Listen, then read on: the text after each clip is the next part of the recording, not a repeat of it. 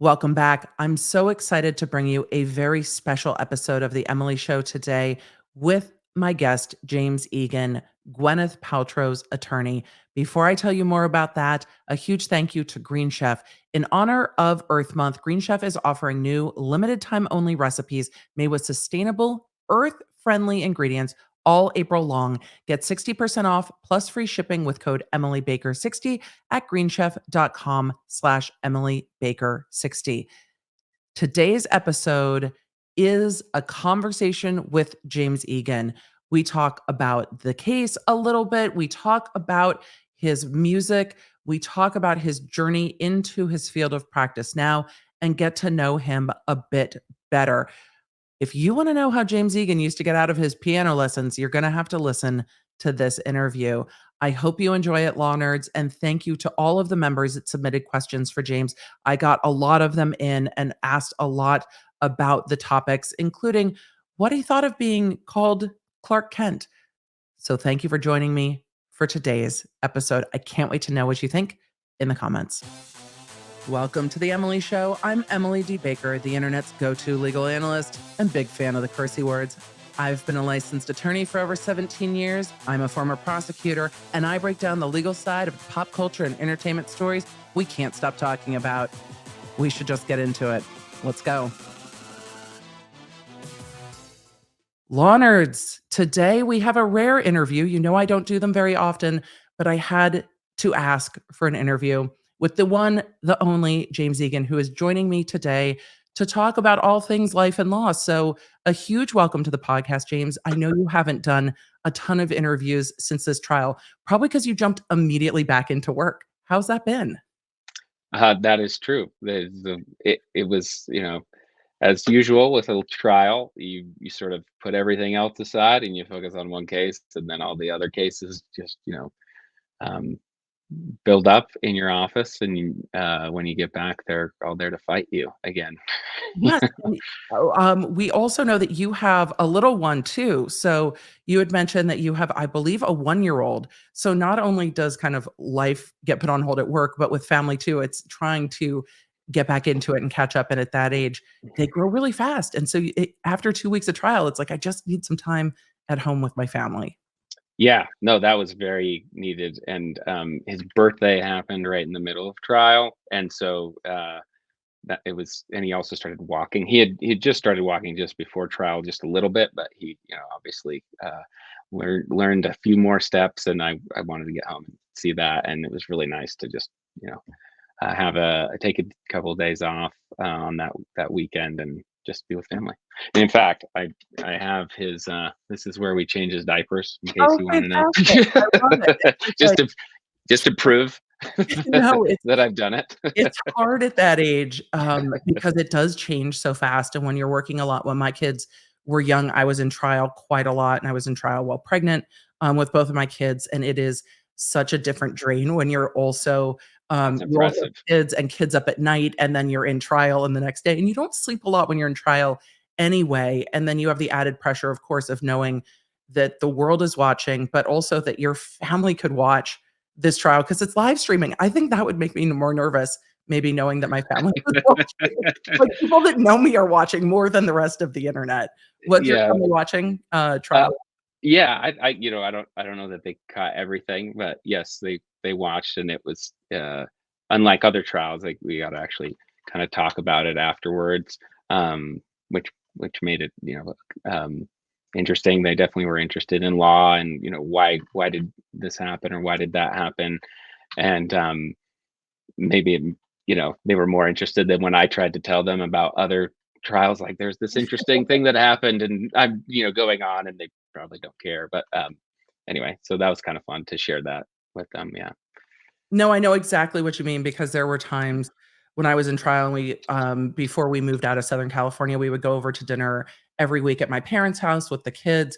And if I would start to talk about the trial I was in, I'm like, no, actually, it's really fascinating that you could see people's eyes gloss over it. I'm like, no, I swear it's actually I really, swear it's interesting, right?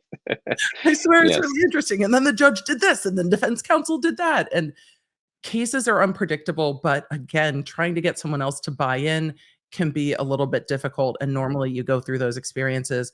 often by yourself or maybe with a co-counsel, and nobody else. And this time you actually could look around and be like, "No, did you see that?" Right, What we're right. doing today. Did Yeah, you have and family members come to court for this case as well? yeah, yeah, just, towards the end, my mom came for closing, and then my wife was there, one that day too, I think, and the day before maybe. It's all kind of a blur, honestly. I'm sure by the time you get to closing argument, Yeah, it often is, because my parents, before I left the district attorney's office, my parents were like, "Oh, we'll come watch a trial, but, you're often downtown and we have to drive all the way downtown." And then by the time I ended up leaving, after having some health issues, my parents were like, "We never got to see you in trial." I'm like, "I kept telling you when I was in trial, like, this is what I do all day, every day." So I love that your family had that opportunity, especially when they see you go through law school, go through undergrad, go through studying for the bar exam. There's so many milestones to become an attorney that's actually practicing in court. I think it's really incredible to get to share that with them, and I'm really glad that they were there for that, because it's kind of a unique. yeah. One thing that's interesting about too, and I should, I'm just remembering, my mother-in-law also came. I should, Oh, exclude, absolutely. I It'd be should not exclude her. never. Nope. And my wife's best friend, and then a friend from law school came. And, I think, what I was gonna say is that it is kind of funny how, um, the response often, maybe from people that have texted me or I've seen since, that know me, um, they might say, "Oh, that's interesting what you do," but most of what I do is not in trial, right? I mean, it's mostly the preparation, it's depositions, it's, reading tons of records, and, I mean, all of this, but they kind of had this sense like, "Oh, I'm watching what he does every day." It's like, this is not what I do every day, you And, know? I think it's not just your friends, it's also the wider internet that's like, "Oh, this Yeah, is what you do every day," but you yeah, traditionally do medical malpractice defense work. So when you're talking about reading records, you're talking about voluminous, oftentimes medical records and really understanding medical. How did you get into, med mal defense? Was that the planned goal, or is that one of these, it happens when it happens? right. Yeah, so it was not the plan, though. It, once it happened, it sort of made sense because, I've always been interested in medicine, partly because my dad is a physician, and so is my brother. He's, an MD, but he's in a residency now. And I joke that they like my job even more than I do because I can, it gives them it's a way we could connect, right? They can teach me Yeah. more about medicine. We talk about medicine, and I really like that about my job. Um, but I initially went to law school because I liked reading and writing, and I liked questions of, sort of, policy, and, moral philosophy, and these various things come together all in the law. And I figured there's some way I can make use of that, interest in the law. There's a lot of opportunity. I don't necessarily need to be a litigator, and I didn't plan to be a litigator. Um, but and I didn't actually start in medical malpractice. I started, in, a fellowship where my law school paid me to work with the Regional Innocence Project here. It's called the Rocky Mountain Innocence Center. So they do, work on potentially wrongful convictions. And, I did that for a year and a half. I was thinking maybe I'd try to clerk after that, and I had a few clerkship interviews that I considered, and, I even did some interviews to stay in that particular work, that innocence work, but there's not a ton of jobs, and, Yeah, there's not a I ton didn't. of funding, which is a problem. So for everyone who's listening and they're like, "Why aren't there a ton of jobs in this?" This becomes a massive funding issue, but those go into the policy considerations, because it's Right. very, intense amounts of reading, of record reading, needed Yes. work, but It's a difficult. very difficult work, yeah. Yeah, and the way that most of these projects are set up is that you have, a law school that has some students that can help investigate the cases and get credit for doing that, and then you have a few staff attorneys that are paid, and then once a case is investigated and it's to a place where it can be, um, brought to court, there's usually civil litigators that are asked to do this pro bono. A big firm where people want to kind of vary their practice and maybe do something a little more, um, just a little different, or maybe it's, they're drawn to it for the the meaningful aspect of that kind of work, then they do it pro bono. So they're really the only ones that are paid are those staff attorneys. There aren't a ton of those positions. I hadn't done a bunch of criminal defense for a long time. Right. So while I was getting interviews, my sense was, okay, maybe this isn't the time to do this. If I want to do it, maybe I do a clerkship. That didn't um, feel exactly right to me. And what ended up happening is I had done very briefly. It was very short. It was like, I think I was only maybe 10, 15 weeks of a sort of part-time internship, clerkship at the firm that I'm at now. Okay. Just because I figured, look, maybe I litigate, and if I have to litigate, if that's what ends up happening, then I want to do it in something I'm interested in. So let's do something in medicine. And it just so happened that Steve Owens, who is my partner now, and who obviously you saw at the trial, he happened to call me during the time I was looking for what the next thing would be. I think he had heard that I was looking, and he said, "Hey, we actually need an attorney." And so when I figured, okay, let's see what this is like. Right. Let's do it for a little bit, and I've enjoyed. Um, Mainly, like I said, the medicine, just learning about. A lot of my job is learning about how doctors and nurses and all sorts of medical providers do their work, meeting with them, meeting with experts about that. That's what I like the most. And it makes sense that you're in a medical family, so you get to be kind of medical adjacent without doing medicine. Before I went to law school, I had worked as an EMT and realized very quickly that dealing with people and bodies and blood and fluid was absolutely not for me. Though I am medically fascinated, my husband is, a dentist, a dental specialist, and is now teaching at a dental school, so I completely understood because when he was doing some expert work, I was like, "Oh, that's so interesting," how what the attorneys are asking about and what the kind of cases are that they're using this type of a particular dental specialist. Your work really introduced us to a lot of different specialists that I didn't even know existed, which was really fascinating.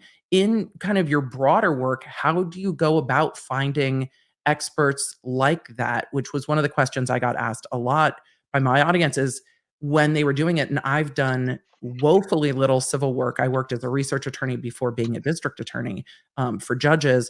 So trying to find experts that know the nuance of how a ski buckle releases or the velocity at which a head trauma might occur is not my wheelhouse at all.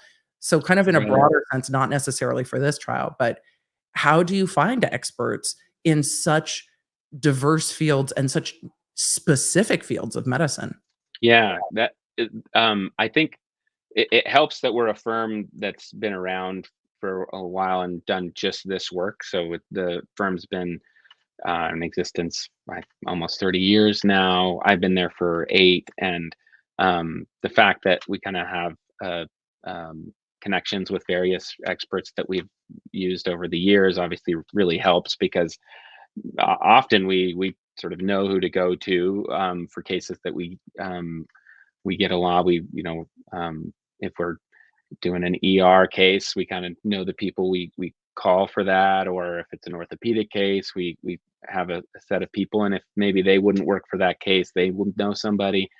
Um, when it when it's a little more difficult, then I mean it's nice to have my dad as a connection. Honestly, That's fantastic. he's been here. He's at the University of Utah, and he's been there for a long time, and so he has various connections and can help me think through things. Our clients sometimes, our physician clients, or nurse, various medical providers that we represent, they may have a thought, hey, you can try this person. Um, and occasionally we just do our own research. And I have had Mhm. experiences in cases where I just happen to do my own research, find this person. I look for things people have published and try to get a super duper specialist in something, and you cold call them and they say sure. Sometimes that happens. There are also various businesses that try to sort of they'll advertise for these experts that um, you know um, say they want to do this type of expert work, and occasionally we'll use those. We don't use those that often, but occasionally there's like kind of directory, and you can Which is call those helpful. the I've, yeah. since I've left the DA's office, I've had the opportunity to go to some of the, like, plaintiff conferences to do CLEs because they have them in fun locations, and they do all your CLEs at once. So, it's interesting seeing all the booths of stuff that I will never use for, like, accident reconstruction Right, and right, different things, and so I imagine that there's probably those types of things for experts because 'cause they've got all the, like, the mediators, that are right, advertising as right. well. That I kind of stuff. go because all the lawyers a lot of the lawyers who handle the types of cases I cover are there, and so it's nice getting to put a face to a name when I'm now looking at a case that I'm covering, to be able to look at the firm and be like, "Oh, I know these attorneys at this firm. I know the way that they do their work. I know kind of their philosophy on taking a case." So it's interesting to have that background on the attorneys before I'm covering a case. And if they send me the documents and I don't have to pay for them, in California, that's a huge deal because Right. a 4-page document and they're like, "That'll be $750." Yeah, that is funny. I mean, occasionally we use attorneys actually. Now, I'm just as you're talking about attorneys' offices, we'll know, hey, this firm does this type of work, and they may know some experts, or we have a lot of colleagues in the medical malpractice defense world here that we're on cases with, and so we'll let's kind of shoot out an email to everybody and say, if you had need of this type of expert, do you have any recommendations? That can be really helpful too. Lawyers love a listserv. We really do. We love a good Yeah. listserv, and word of mouth helps because if somebody's done depositions or what have you, you kind of know how an expert is gonna perform. We've seen some experts that maybe were not well vetted in some other cases that I've covered that have been very televised with some very odd and unique expert testimony, so having a Mhm. well-vetted expert, I think especially if they're going to be in a televised trial, becomes a whole 'nother quirk because you let them know there's gonna be publicity, and they would have to be willing Yes. to not just take the case, but also willing to take the case plus potentially the publicity, and you never Right. know how that publicity is going to go, for good or for Yeah. bad, going into Right. Yeah, and it's such a different sort of thing to get you know pestered with questions on the stand under oath, or even in a deposition. Forget trial. It can be such a new experience if you haven't done that before, and so it's important for experts to know that that's what they're in for, and it's really nice if they have experience doing it, because it's not just like, hey, I'm calling you up for an opinion. Can you just I'll give you some facts. Can you just kind of shoot me some of your thoughts? Yeah, it's not even close to that easy. For experts, they really have to know their stuff and be prepared and be willing to be assertive about their opinion, and evince confidence and all that stuff. So yeah, yeah, temperament. it's good to have it vetted, like other people saying, hey, they perform well, they know how to do this, and they don't buckle under pressure, and they do thorough review, they know their records, that kind of stuff. Yeah, there's definitely a temperament for cross-examination because there are some experts who do not like being questioned on their assertions, and that doesn't always come across well on Right. cross-examination when they have so much experience in their field, and then some lawyer's gonna ask them a bunch of questions and try to poke holes in it, and they get real mad. And it Right. was nice to see the experts Yes. in this case. I thought they were all, really fascinating, just really interesting areas that, of all different kinds of, like, medical science that we don't normally hear about, but if we keep talking about experts, it's gonna feel like an ad for experts, and I don't Yeah. wanna do that because the thing that I get asked the most about, which you will probably know, is about your music career. The internet found that swiftly. The internet finds everything swiftly. If you need crowdsource information, have something televised on the internet, and they will find it swiftly, but found your music. Did you even think going into this case that people would be looking into you in that way and finding your music? No, no, I did not think that anybody would listen to my music because of this case. But I honestly, other than the verdict, which was the most important thing, and uh, um, you know, fulfilling. We won, and we wanted to win, obviously. And other than that, I think the fact that people are listening to my music is kind of this extra, the best thing, the kind of surprise thing that I would have expected to come out of this. And it's because I mean, when you say music career, that's kind of funny because I don't think of it as a career. I think of it as a hobby. But it is really meaningful. for me. I really, put a lot of time and effort into that, and obviously not everyone's going to like music in the same ways, but if some people really find my music meaningful and it resonates with them, they like it. I love that. And it was hilarious to look at I don't know if but there's an app where you can do it online for artists that are on Spotify or Apple or wherever, that you can look up your stats, right? I do this for my podcast regularly. Okay, yes, right, yeah, of course you would know this, right? But I And don't have music, so I don't, I am one of the few YouTubers, I think, that does not have any musical aspiration or career. But yes, I'm very familiar with checking my analytics.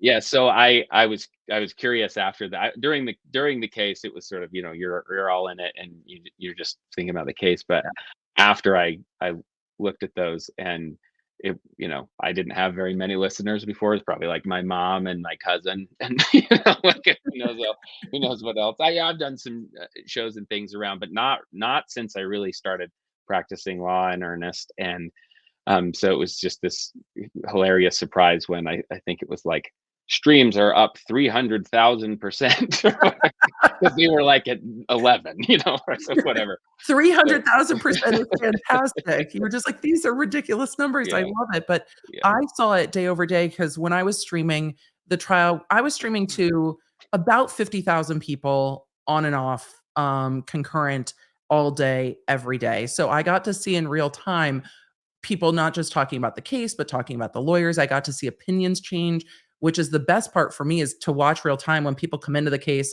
and you can see the case get made one way or the other based on how people are talking about it. So it's real interesting to watch the community's opinions change and their mindset about your client change, their mindset about the plaintiff change, what evidence helped, what evidence didn't help. It was really interesting to see that, but it was maybe day 3 of trial that I started saying, wait, James has music. Did you know James has music? Because my entire audience calls you by your first name. I hope you don't mind. No, We hey, called I'm friendly. I'm good with it. we called you by your first name the entire trial. And so they're like, James has music, because really from the beginning, when you would question experts and what have you, your questioning was so clear and concise. There was a lot of like, oh, this is just, we're going to be able to follow what these doctors are saying. Not everyone who questions experts has such a concise way to do it that just kind of leads the witness through to let them explain really the story. So it became kind of a breath of fresh air at times. And you didn't have an outrageous cough the entire trial. So that was really helpful as well. I It was seems grateful for you that. didn't get sick. Are you the only one that didn't get sick of the Um, legal teams? Because I it don't. seems like maybe. No, I don't. I don't. I only think a few people got sick. I don't remember. It seemed like the Yeah. entire courtroom had the plague. The we heard the coughing, and then we saw Owens get sick midway through, and Yes, definitely remember that. you could see it Yeah. on his face day by day as people are like, "He's Mm. getting paler." I'm like, "I think so," but Yeah, I that's mean, yeah, it was not the best weather. That may have uh, you know, played a role. I don't know. It was definitely cold. I don't know how many of your listeners have been to Park City, Utah, but it is especially cold during the winter at times. And this winter in particular was an especially cold winter and a kind of long winter.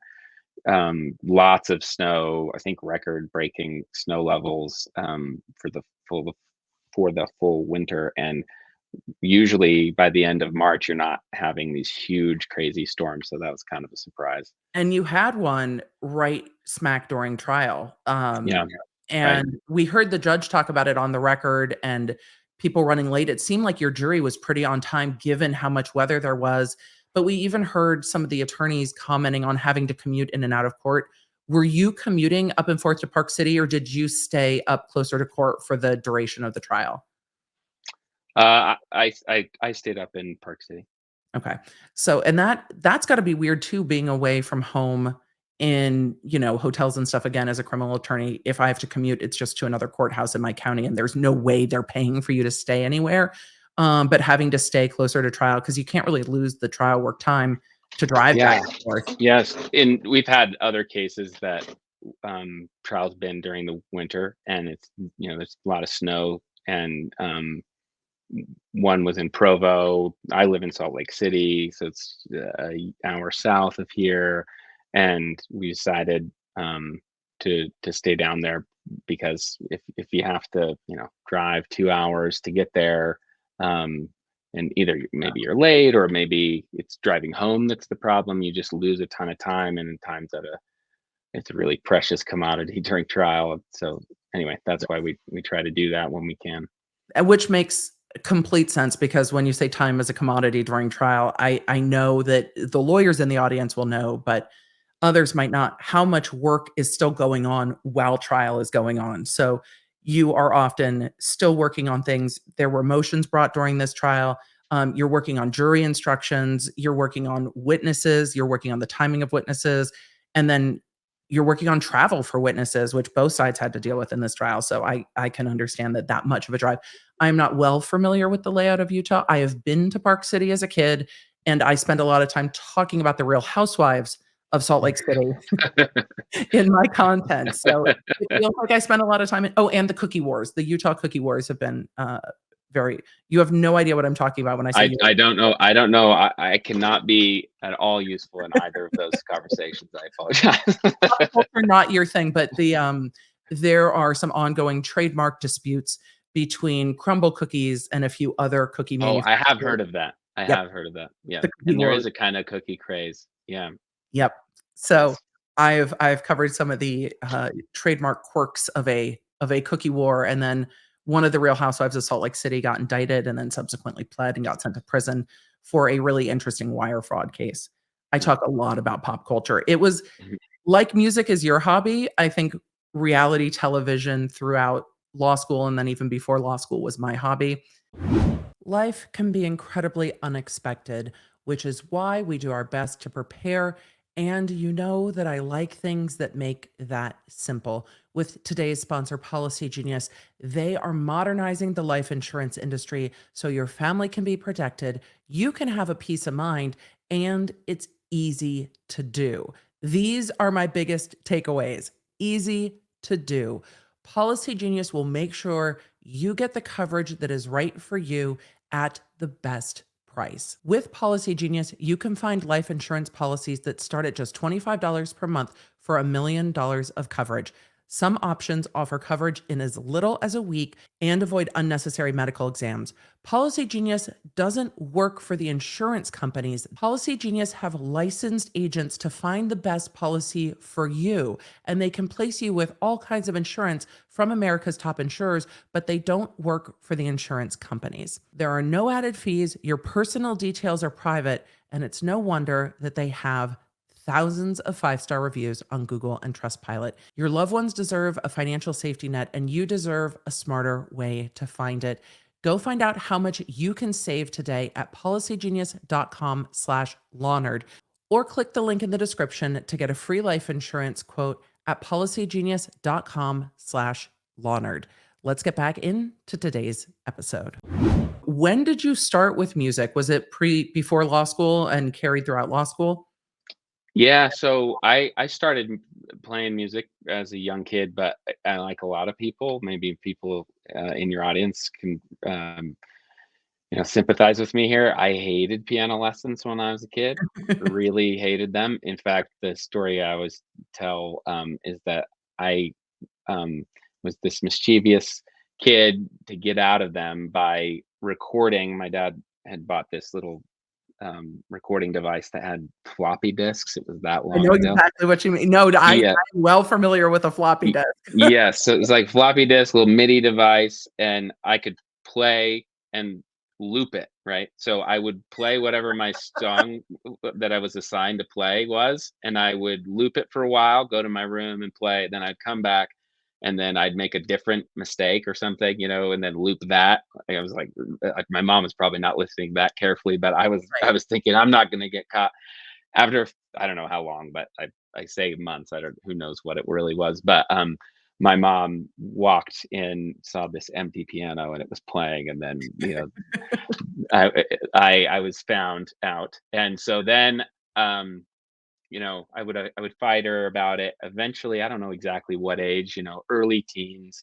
I started realizing that I could play songs that I liked, or I could try to figure them out. I had a cousin that was playing a Ben Folds 5 song at a party, just on the side, just a family party, and I don't know if you know Ben Folds 5, but I really liked them, Yeah. and so I thought, "Wait, you can play, you Oh, don't you have can to." play music I like, you don't have to play, like, Hot Yeah. Cross Buns? What is Yeah, happening?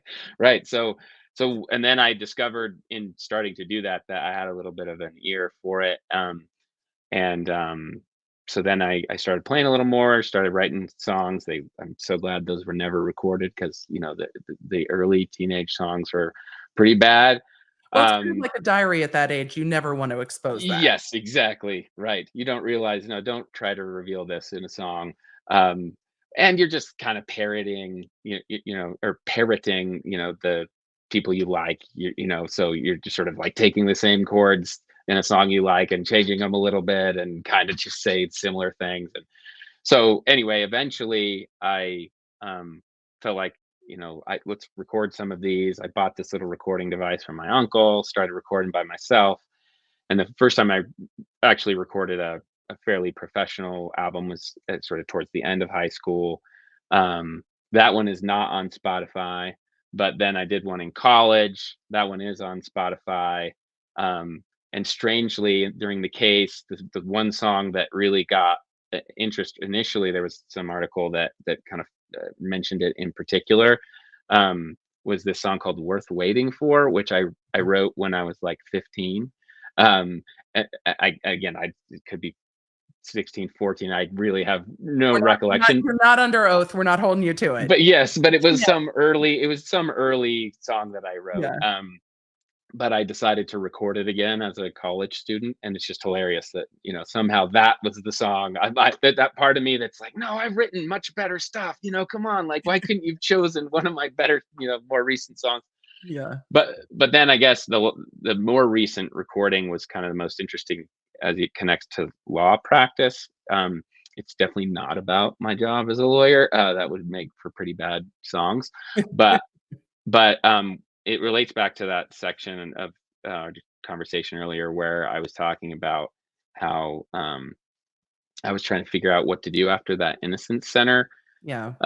job that I had, and I had a bunch of songs that I'd written over a pretty long period of time, and I had always wanted to, record them really professionally. The one I did in college was with a friend of mine at his kind of home studio, and he was kind of learning the ropes of recording, so it's kind of lower quality. Um, but I wanted to do, full on studio, and even maybe do some orchestra arrangements and stuff. And so honestly, part of the reason that I took the job I did is I thought, look, I can make a little more money and I can pay for doing this. Um, I wasn't thinking I would eventually try to, make it as a musician or something, but I just wanted to do that. That was the thing I had always wanted to do, and this would kind of help. And I did a little GoFundMe thing too, and we got some money, and we're able to do that. And a really good friend of mine who's a film score composer, who I would never in a million years have been able to work with, if he wasn't my really good friend, helped me, arrange the all the orchestration on that most Yeah. recent album, and we were able to do this, big 29-piece orchestra thing in the studio that would have been hard to do if I, wasn't making a little more. I made very, very small stipend for the Innocent Oh, Center work. So, I it understand was exactly what it that was a was. very big it was a very big income change. Yeah. So that really, yeah, that really helped me to deal with the way that early walk practice is kind of difficult. Like I had this other thing that I could do as settled into doing this new thing that took was challenging to me. I've met a tremendous amount of attorneys that are musically inclined, that have bands, that play guitar. We watched the Murdaugh trial in South Carolina. I don't know if you're familiar with it at all, but one of the lead prosecutors, it was supposed to be a 3-week trial. It was a 6-week trial, televised. The defendant was a lawyer in South Carolina who was convicted of murdering his wife and son, and there's 100 other indictments for financial crimes and stealing from clients and like everything you can imagine. It's a wild case. But the lead prosecutor also has a band. And so after the case, Oh, huh. the head AG came back to Twitter and hadn't been on social media and was like, well, if there's all this interest in me, this is my band. And I was like, get it, Creighton Waters. Go ahead and share your band. So it's not really that uncommon to see lawyers who are musical, and then athletic is the one other thing I see. A lot of people who are runners, who play softball in their spare time. I think you have to have a hobby Yeah. in this Yeah. profession. Yeah, it really helps to, as I was kind of making peace with, okay, I think litigation's kind of where things are going, and there were a lot of other things that I could have done that I or at least tried to do that I had dreamed about when I was younger. Like I'm really into literature and intellectual history, and I thought, okay, maybe academics could be the thing. And I even had thought during law school, maybe I go do a PhD and then go that way. Um, I have lived in India before for a while, and I really love India. And so I thought, okay, maybe I could do something with India. And in law school, I actually went out to India and worked with a company that's it's called an LPO. People maybe have heard about BPOs, which are the business process outsourcing, Mhm. maybe call centers, that sort of thing. But they're a legal process outsourcing Oh, no way. uh, businesses in India that employ Indian attorneys to do like big document review projects, or even the back end of legal research stuff. They'll kind of organize cases and tag cases, kind of like for those of the audience that would know, the kind of key site type Yeah. summaries and that kind of thing. And so, because I was interested in working with India, or maybe in India somehow, I went out there and worked with a company, sort of, learning what they did, and kind of training in some ways the Indian attorneys about things that happen here in law in the U.S. And so there were a lot of different things I considered. But when I finally went into litigation and had to kind of make peace with the fact that those paths were, now kind of closed, it Well, did.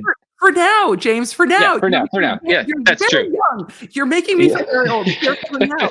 Look, I didn't think my career over 10 years in would shift into doing legal commentary. That's It's a long career. You've got a right. long way to go. No, that's true. I appreciate that. Who knows? But at least as it felt like, okay, I'm kind of closing that door, it really helped me to, and this is probably true in other jobs, it really helped me to have things that kept those passions still sort of alive, and in my music, it's connected to a lot of my reading that kind of scratched that intellectual itch. And there's other ways that I found to do that as well. And I think that helped my work, honestly, because it helped me to not be as kind of frustrated and resentful when things were difficult. It helped me to kind of push through those times and build up competency to the point where it's like, okay, I'm comfortable in my job, and now I have even a little more time to devote to those things that are meaningful, and to family relationships, friends, that kind of thing. It's hard because law as a profession can be really all-consuming, and you think law school is all-consuming, and then you start working in law where there's consequences, be it, money or your client feeling like they're vindicated. There are, like, real actual consequences beyond your grades when you start working in law, and there's, like, an actual weight to that in your work, and so it really does take on a life of its own, and if you don't find a way to manage that, you can very easily end up, I think, being a real Yeah, cranky attorney real fast, and we've all right. worked with those kinds of attorneys. They're so Mhm. pleasant over email. Um, Yes, yes. Yeah, anytime you get an email that's past 11 p.m., it's the you know chances that it's one of those, it's pretty high. it probably says somewhere or has said, "Govern yourself accordingly," at Yeah. some and you're Yes. just like, "Oh, I see where we're at." I love it when attorneys now put those emails into legal pleadings because I get to share with the audience, like, these are the back and forth, like, these emails, like, "No, you suck, you were supposed to give us this. No, you suck, you were supposed to give us this."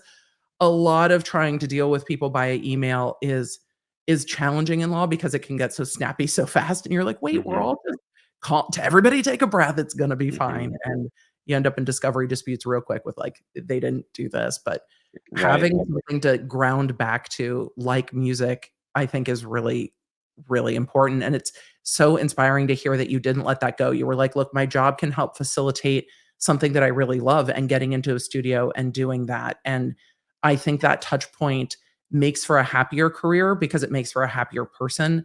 And when lawyers are less cranky with each other, I think it's better for clients when Yeah. everybody can get along. And we saw moments of that in this trial, just to give some commentary on it.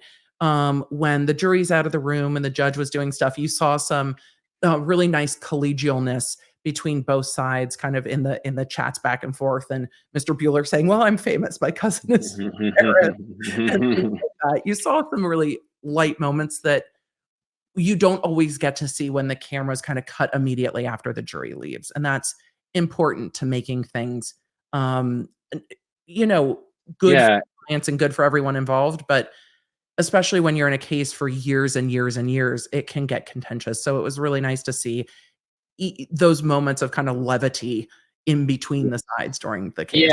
Every case that I've gone to trial with, uh, the if there is that kind of ability, if you could keep things civil and low emotion and focus on what needs to be done, I think it really, it's not just that it's a pleasant experience, as you say.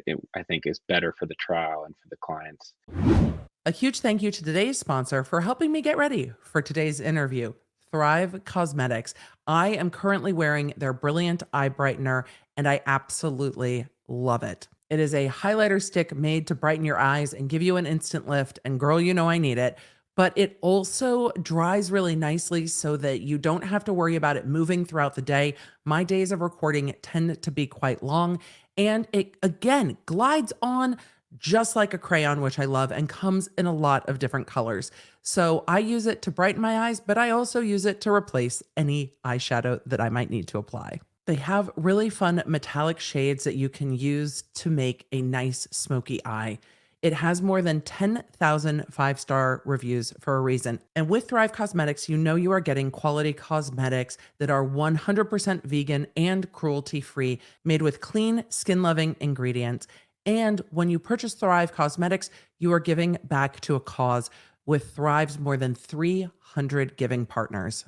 You have to try Thrive Causemetics for yourself and let me know what you think. Right now, you can get an exclusive 15% off your first order when you visit thrivecosmetics.com/Lawnard.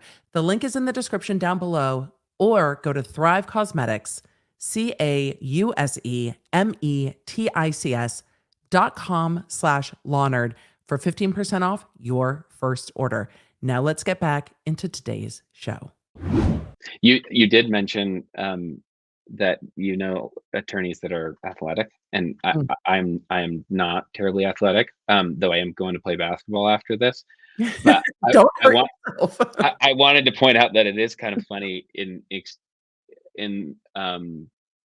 getting some attention that was unexpected, with this music stuff after the trial. It is funny that even with that, like, 300%, 300,000% change or 300,000. whatever. Don't sell yourself short. Yes, right, whatever it was. I mean, it still pales in comparison to my brother, who is actually quite an athlete and has an Instagram account for he's a professional player development coach for basketball players, right? So he trains young players and NBA players, and he has like 200,000 followers or 20,000 followers. I can't even remember.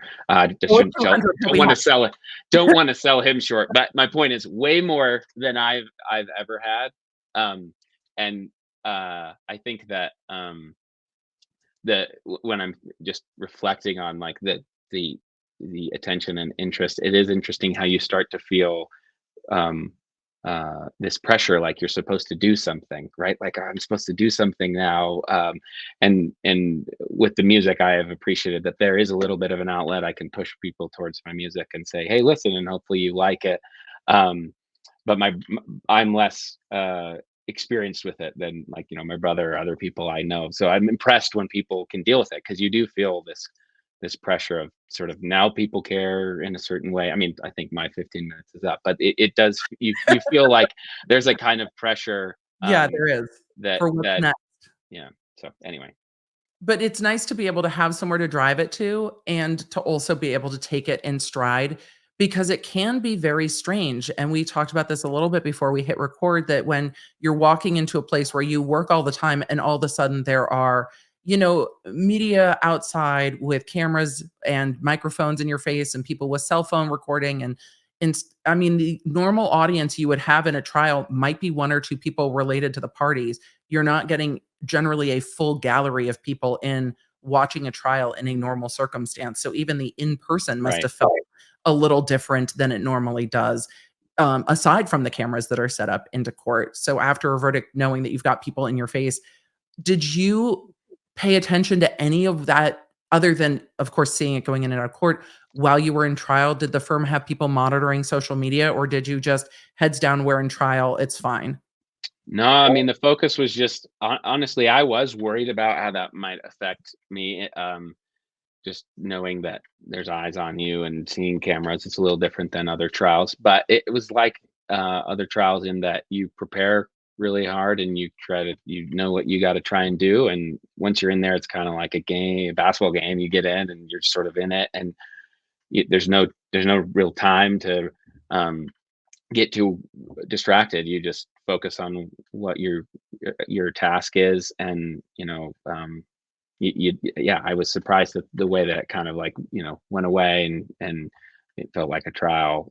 Any other trial, you're just trying to do what you prepared to do, and preparation, and in the end, was a really big deal. I think if, and this is true of any trial, if because forget cameras, it's still a big deal. Your client's there, you're trying to help your client.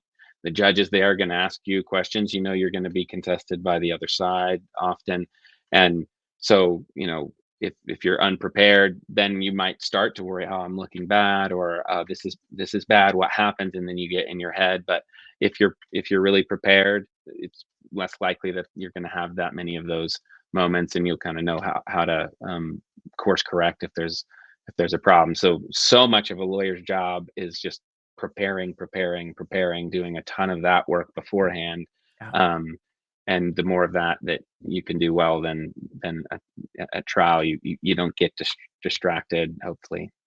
I think this trial really showed us that no matter how much you prepare, though, things can still go wrong when you ended up cross-examining an expert over, like, I don't know, FaceTime with a microphone so that Yeah, you right. are never quite prepared for those things to happen in trial because that's such an unusual circumstance.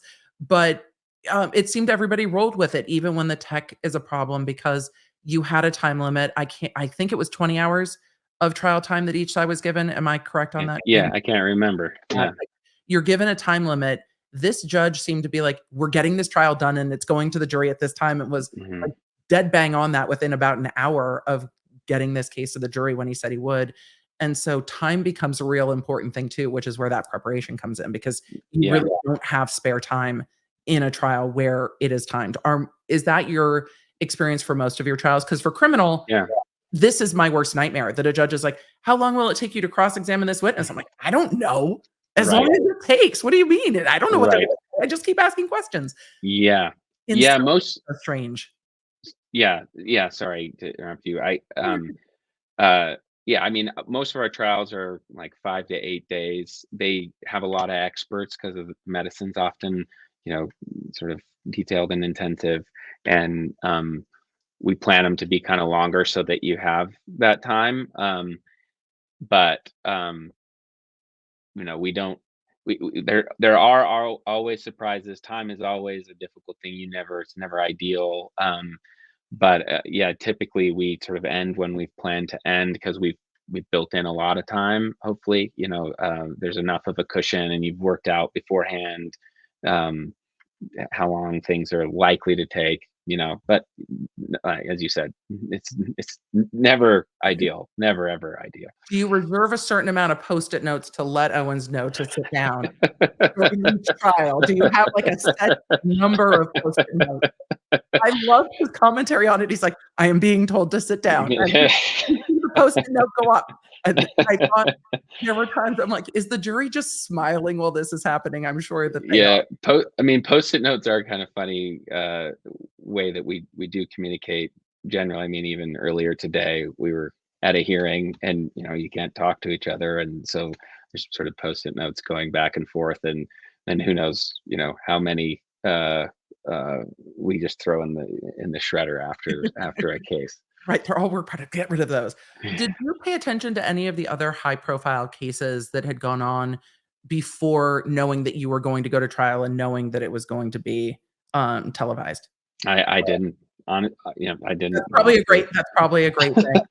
We saw a lot of Post-it notes in the Depp v. Heard trial. We're just about a year out from that, which was such it's probably better that you didn't pay attention, because I think it probably could have increased nerves of like, "Oh god, that became such a kind of cultural wildness." You might not want to know. Yeah, I mean, I definitely heard that it was going on, but I didn't follow it at all.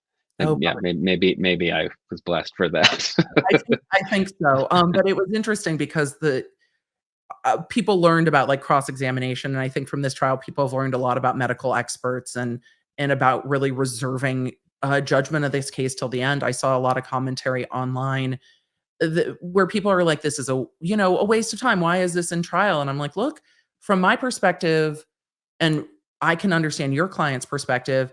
If you are saying, look, somebody did this to me and then sued me, you don't have a choice but to go to trial. And this is exactly what our system is for, is to really sort these kinds of things out. And this didn't seem like an unusual trial to me. These kinds of determinations need to be made in car accidents and other kinds of things all the time. I think people just didn't understand why there was so much fascination, but whenever you have celebrity, there's going to be. Sure. I mean, all of our cases, we do defense, right? So we're always on the defense side with the medical providers. We don't have a choice. We got sued.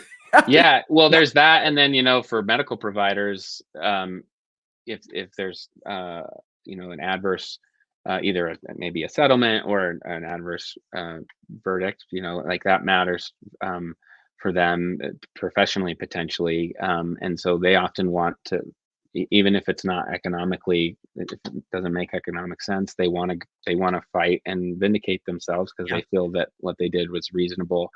And that takes a lot of effort, obviously. And vindication can't be really underestimated. And I do have to ask for some vindication about your wife for just a minute. How did she feel, if she has shared, about Vanity Fair kind of dubbing you Clark Kent? Basically asking if you were wearing a superhero costume under your suit every day in court. Was that a weird experience for the two of you? Because I was like, wait, I didn't realize Vanity Fair had reported on this. This is Yes, there was. I mean, that was obviously all very surprising, and especially to me. Your friends have given you then. Oh yeah, my friends have given me a hard time, definitely, and my wife was surprised by it. And we've laughed a lot about it. The funny thing for me is I was thinking, I'm going into this with braces, which I have for this bite issue that I have been putting off dealing with for a long time. And then I finally, get it. I should have done it during the pandemic when, the mask would have just covered it all. But I decided to do it when finally, and then it just so happens that we go to this trial and I have it during trial. So that was part of me was like, funny, I have braces during the time I'm going to be, on TV, whatever. But, so that I was not thinking, it would be Clark Kent, and the New York Post one was the strangest one, which was, I think they used the term sex symbol, which I never thought would be associated with me. The New York Post called you Law Daddy. Yes. His wife is going to read this, put these all in the vault. I thought it was going to be brace face, so I think it was surprising. So much better than that, though. Yeah. Which is always interesting because you don't see yourself the way the internet's ever going to see you. I don't know if you know who Tom Sandoval is from Vanderpump Rules. This is probably not something that you watch. I don't. So I cover a lot of pop culture because it's a great way to learn the law through celebrity wildness. And Tom Sandoval is someone on Vanderpump Rules. There has been a massive scandal going on. And so a lot in my audience and others thought you looked like Tom Sandoval. So somebody put together a meme saying that you were Tom Sandoval from like an alternate timeline or universe. if he hadn't met his friend that kind of derailed him, he reshared the meme on his Instagram account. In what I thought was a very positive way. It's like, if you never met this friend that derailed your life, you too can end up a well-respected attorney doing a very high-profile televised case. And when he shared it, I almost fell over because I thought it was hilarious. Yeah, I did not see that. That is funny. I should probably go check it out. But Yes. when you say you too could do this, one joke that I have made with my wife a bunch, speaking of her, she is a musician too. And she's a singer-songwriter as well and recorded some stuff. And when we met on a dating app, and one of the first things I told her about me was that I was reading this book about the music industry, but I was just doing it because I was kind of interested. She thought maybe I was doing it because I'm trying to make it in the music industry, and she's dated a bunch of. She lived in LA at the time, and she was working. Oh yeah. In the music. Yep, I know what that's like. She was working in the music industry, and she's like, I do not want to, marry. I don't want to date. I don't want to, be romantically involved at all with any other musicians, right? Like I've done that, Done. And so that was kind of like a red flag. Eventually she realized, no, he's not like trying to make it in the music business. But we've joked that now I should write a book. It's like a how-to book, and it's sort of like, this is how to make it in the music business. You just go to law school. You just, you put in your time at the firm, and then you somehow get on a televised trial, and then people will finally start to listen to you. Exactly. Music can't be the focus. It has to be the side of doing it. But I think it only happens by the way it's supposed to happen. And you're in this trial where people very clearly resonated with you, connected with you, enjoyed watching you do your work, and enjoyed finding your music and getting to know more about you. All of my audience, and I asked my members if they had questions for you. I got over 350 questions and comments, and so many of them were, please express to James how much we enjoyed him. It was so great watching his cross-examination style. It was so nice watching how clear he was at questioning, and I learned a lot from this trial. So there was a lot of outpouring of just pure fandom that had nothing to do with the fact that you look like Clark Kent. The rest of that had to do with comparison to Clark Kent and how strange that must have been for you. But I know you said you have to go play basketball. I really appreciate you taking the time to kind of sit down and talk about what this journey has been like, what the attention has been like, and letting us get to know a little bit more about you. We will put your links down below for everybody to go find your music, and of course, link to your firm. And is there anything else that you wanted to kind of share about all of the strangeness of becoming an internet fascination trying to do your job? No, I mean, I appreciate that. Thanks for sharing. That's very nice. I'm glad it went well, and want to let the verdict speak for itself. But so I won't talk about the case at all, but I definitely appreciate any interest in the music, because I have put a lot of my heart and soul into that, and hopefully it's meaningful to some people. But I honestly, the main thing I want to know is, like, we're talking music, who do you listen to? Who do you like? So Do your audience members already know this? Oh, they already know this. I might have seen the Dave Matthews Band more than 55 times. At this point. That is a lot. That is a lot. I love live music. When my husband and I moved to Nashville, one of the things we've really enjoyed is getting to go do live music, and getting to go see lots of live music. My hobby for keeping law sanity is archery. So I like to go and shoot at stuff, which is really fun. So recurve archery, because I can go do it with my oldest kiddo, and it's a very kind of zen. It's a lot of fun. Like when you have time, like I imagine axe throwing is fun in the same way archery is fun. You got to kind of breathe and focus. But I love Dave Matthews Band. I've seen The Offspring live quite a lot, Bad Religion. So I listen to a wide variety of music from all different kinds of artists, mainstream and not. I love 90s music. Like I love 90s music. So nice. I listen to a lot of 90s music. So then I have to ask you, if you could perform with anybody, who would that be? Because now, you're not just James Egan, you're like the James Egan. So now you've kind of like, you've got the connection, you've Yeah. done a high profile trial. Who would you perform with if you could? That's a very interesting question. I mean, in terms of like, you know, my earliest love music-wise was is definitely Ben Folds 5, Ben Folds. Yeah. I've seen Ben Folds 5 a bunch of times. Have you seen them But 50 yeah, not 50. No, probably like 12. That's a lot. I'm actually in the we don't even have these anymore, right? But liner notes of the Ben Folds live CD. He had this live CD he put out when the band had broken up, and he did his first kind of big solo tour. And there was a picture of me that and my friends that he took before his show here in Salt Lake, and that ended up That's incredible. being in the liner notes, which was a kind of fun thing.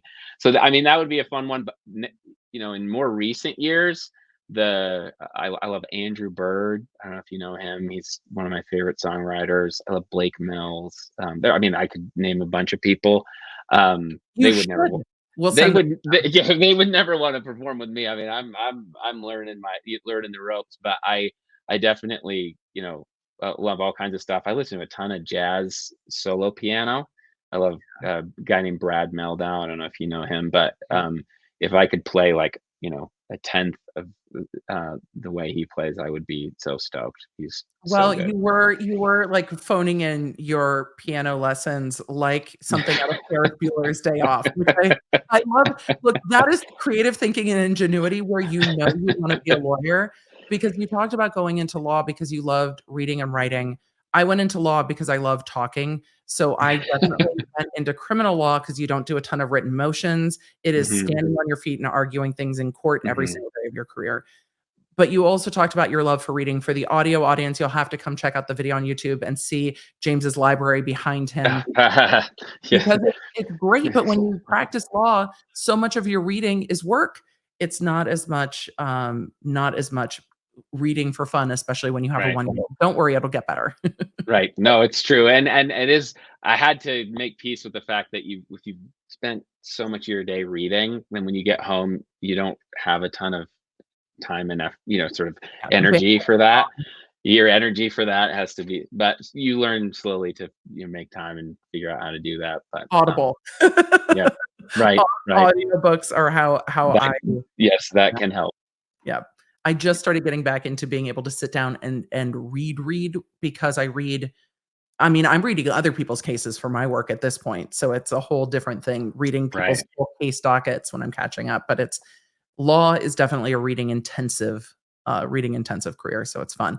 But I wouldn't say that the door is closed on your other fascinations, because the Mhm. experience you've had lends itself well to not just songs, but stories and writing. So enjoy it and where it takes you. I don't think the 15 minutes are done. I think people are going to be, what else is coming for James's career? And you'll be surprised as the local law societies want to chat with you about what this experience was like. So make sure you share with them. Not a lot of lawyers have been through the experience that you've been through, and you guys had a very big win in this case, and that I don't think can be understated, because delivering on that for a client is such a kind of fulfilling thing, but then having the whole world watch it and representing our profession so well is really a great thing to get to see. So thanks for letting us all No, come in and do it I with you. appreciate it. I hope some of what I said is useful. Like, I'm thinking about me back and when I'm trying to figure things out. Hopefully, there's a law student out there that, some of what I've said is Keep your helpful. hobbies. Keep your Yeah. hobbies. Yes. They're so And, needed. and you've been a pleasure. Thanks, Emily. I appreciate you, showing interest and making time and talking about my music, too, because I did never expect that. So I appreciate it. Absolutely. Well, thank you everybody for joining us on this one, and we're gonna say goodbye. Y'all, I had so much fun with that conversation with James and learned a lot about him. Don't forget to go and download his music on Spotify, Apple Music. You can find it under James Egan, and I will put all the links down below. I hope you learned a bit more about not just what a case like this is like to try, but also a bit about James, his journey through law. And I hope you enjoyed the conversation. This interview was recorded on StreamYard, and I appreciate it because it makes it so easy. I don't want the tech to ever get in my way when I want to sit down for an interview. And not everybody, particularly, you know how lawyers are with tech. It's not always easy. So I'm super thankful to have an easy way to do it. I can't wait to hear what you think. I had a lot of fun. And my biggest takeaway was that my biggest takeaway is about me. Well, a little bit. I'm a huge Dave Matthews Band nerd, but it was really fun to get to talk to James about the music that he loves, the music that he creates, and get to know a little bit more about the creative cheekiness that is James Egan. So I hope you enjoyed it truly. And let me know if you would like to see more interviews on the channel. And with that, Law Nerds, thank you for being here. Thank you for being Law Nerds.